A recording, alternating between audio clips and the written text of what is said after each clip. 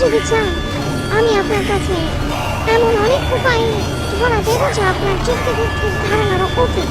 কারণ একজন গুণ কোন ব্যক্তি এ একটা উপস্থিতি, এ এক শক্তির সম্ভাবনা। নিজেকে যখন উন্মুক্ত রাখেন, প্রস্তুত রাখেন, তখন এই শক্তি, এই উপস্থিতিটা যে সবসময় ভেদ করে ঢোকার পথ খুঁজছে এবং জীবনকে ফুটিয়ে তোলার চেষ্টা করছে, ঠিক যেমন সূর্যের আলো, সে সবসময় প্রতিটা পাতা, ফুল এবং জীবনকে ছুঁয়ে তাকে ফুটিয়ে তোলার চেষ্টা করছে।